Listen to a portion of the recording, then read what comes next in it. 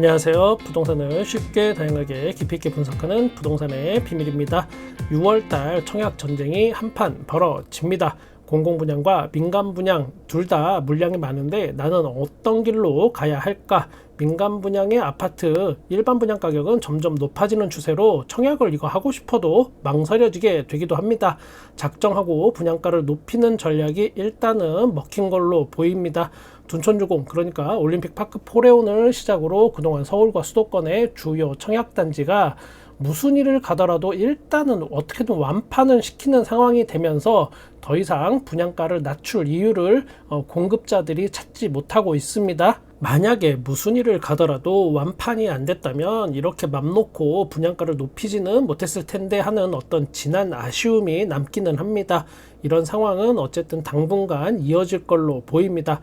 상대적으로 또 저렴한 공공분양의 청약 일정도 곧 시작됩니다. 그동안 자취를 감췄던 서울의 공공분양에 대한 기대감이 높아지면서 이거 알짜라는 인식이 많이 시중에 퍼져 있습니다. 그런데 여기도 문제는 있습니다. 일반형, 토지임대부, 나눔형 등 다양한 방식이 또 존재하고 일부에서는 공공분양의 가격이 너무 높다라는 이야기도 있지만 그걸 뚫고 올라갈 아주 높은 경쟁률이 예상이 됩니다.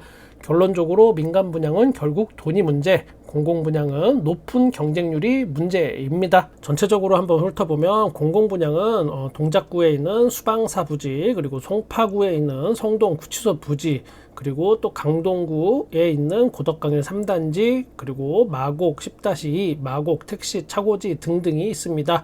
이 외에 추후에 공급될 곳들도 있긴 한데 강남구 삼성동의 삼성의료원 부지, 여기 삼성역 바로 앞에 있는 거, 그리고 또 용산 정비창 여기 부지입니다. 추후에 오히려 공급될 곳들이 더 돼요 라는 이야기도 있긴 합니다. 물론 이 일정들은 전체적으로 변경될 수도 있습니다. 어떤 이유에선지 모르겠으나 공공분양 물량을 조절한다는 게 조금 느낌적으로 오는 생각이긴 합니다. 저 혼자의 생각이긴 하지만 가장 확실하게 6월에 공급될 곳은 동작구 수방사 부지, 그리고 고덕강일 3단지입니다. 민간 분양을 보면 송파구 문정동의 힐스테이트 이편한 세상 문정, 그리고 광진구 자양동의 구이역 롯데캐슬 이스트폴, 또 동대문구 청량리에 있는 청량리 롯데캐슬 하이루체가 있습니다. 송파구, 광진구, 동대문구 등 그래도 나름 서울에서 관심을 가지는 곳에서 일반 분양이 대기하고 있습니다. 물론 가격은 만만치 않을 수 있습니다. 우리가 집을 살 때 중요하게 보는 게 있습니다. 교통, 학군, 단지 규모, 향후 개발 계획에 따른 미래 수익 예측, 그리고 주변 시세 대비 얼마나 시세 차익이 가능할까. 이 중에 시세 차익 이거 무시할 수 없습니다. 기왕 내 집을 갖는 거 아주 잘 사서 시세 차익도 잘 보고 싶습니다. 시세 차익 따위 너무 속물근성이야 라고 생각하시는 분도 계실지 모르겠으나 저는 그 부분도 상당히 중요하다고 생각합니다. 그게 제 솔직한 심정입니다. 그런 거 관심 없으면 그냥 돈 들고 가서 아무거나 아파트 사면 되는 겁니다. 이 시세 차익만큼 중요한 게 또 하나 가성비입니다. 전체적인 집값도 중요하지만 내가 집을 사기 위해 투자한 금액, 전체 금액 대비 향후 어떤 가치를 인정받느냐가 핵심일 수 있습니다. 그리고 자기 자본과 미래소득을 정확하게 스스로 잘 알고 있어야 합니다. 그래야 대출에 따른 어떤 고통, 이걸 견뎌낼 수 있느냐 없느냐가 판단이 됩니다. 제일 좋은 집은 내가 감당할 수 있는 범위 내에서 나한테 아주 잘 맞는 집입니다.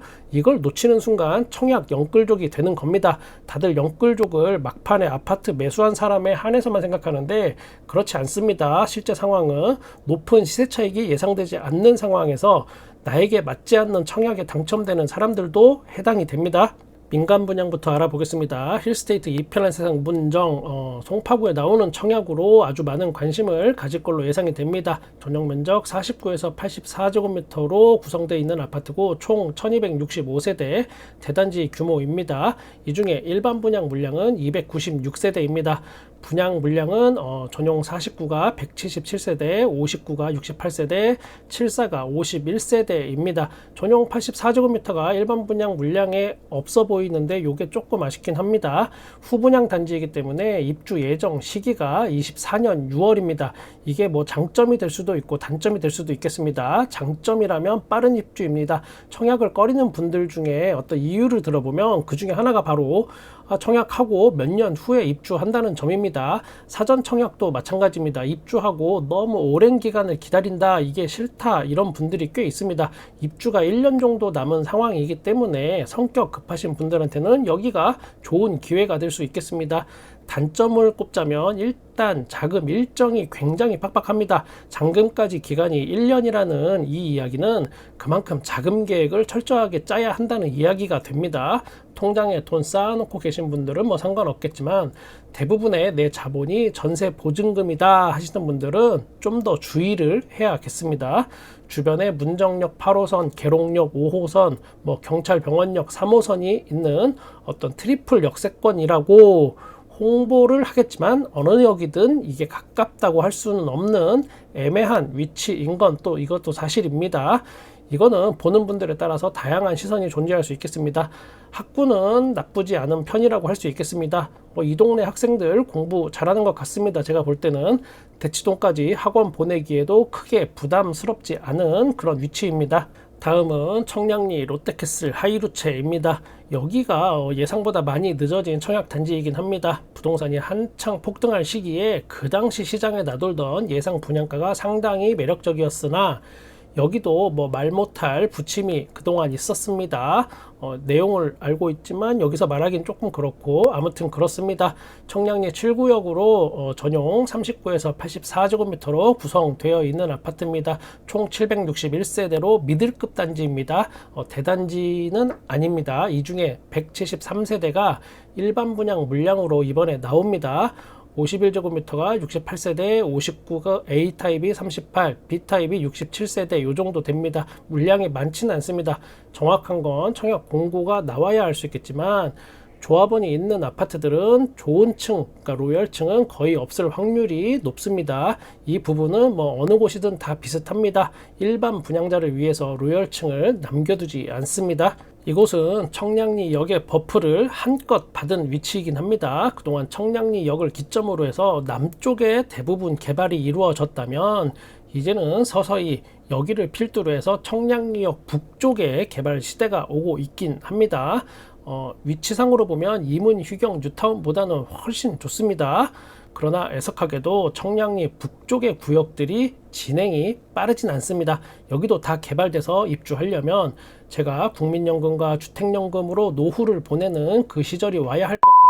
청량리역의 장점과 단점은 뭐 다 아시니까 패스하고 청량리역까지 직선거리 한 600에서 700m 정도 됩니다.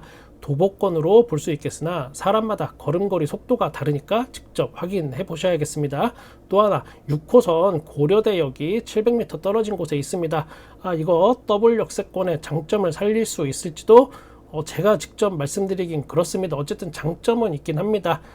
양쪽으로 가는 길이 이게 그렇게 아름답지만은 않습니다. 요게 가장 걸림돌이 될 수 있습니다.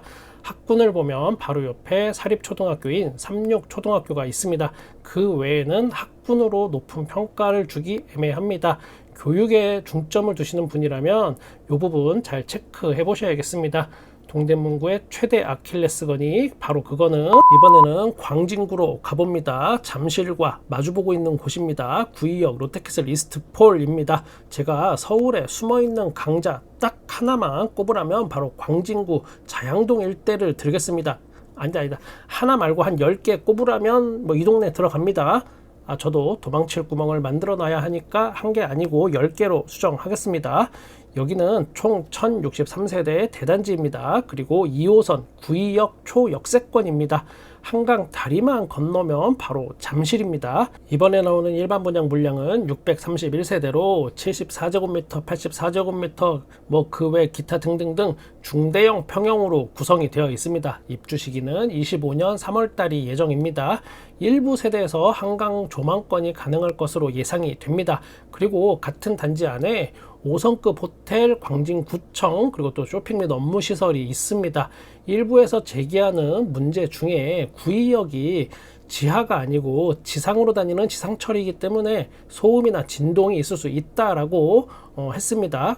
저는 근데 개인적으로 큰 상관이 없을 것 같습니다. 휘경자의 디센시아 같은 경우 뭐 기찻길 옆 오막살이는 아니지만 단지를 끼고 뺑 둘러서 지하철이 양쪽으로 돌아다녀도 다 완판됐습니다. 여기는 구의역하고 아파트 사이에 호텔과 업무시설이 크게 가로막고 있어서 휘경자의 디센시아보다는 훨씬 양호합니다. 비교 자체가 안됩니다. 5성급 호텔에서 지하철 지나갈 때마다 진동과 소음이 문제가 된다면 그 호텔 망하겠죠. 그런 일은 없어 보입니다. 정작 가장 큰 문제는 제가 볼 때는 가격입니다. 분양가는 이거 아무튼 만만치 않을 것 같습니다. 제가 앞서 말씀드린 대로 좋은 건 누구나 다 알 수 있습니다. 과연 시세 차익이 어느 정도 예상되느냐가 결국 관건입니다. 그 부분 잘 체크하셔야겠습니다. 공공분양과 민간분양의 어떤 청약전쟁, 그게 6월 달에 있을 건데 그 중에 민간분양을 제가 알아보다 보니까 영상이 너무 길어졌습니다. 그래서 곧바로 이어서 공공분양과 또 다른 민간분양 이야기 이어가 보겠습니다. 물론 청약 공고가 나오면 평면도부터 단지 배치도 그리고 주변 시세까지 상세히 각 단지별로 분석해서 업로드 할 겁니다. 나에게 맞는 집이 가장 좋은 집이다 라는 거 꼭 기억해 주시길 바라면서 저는 여러분의 부동산에 끝까지 함께 하겠습니다. 구독과 좋아요 감사합니다. 부동산의 비밀이었습니다.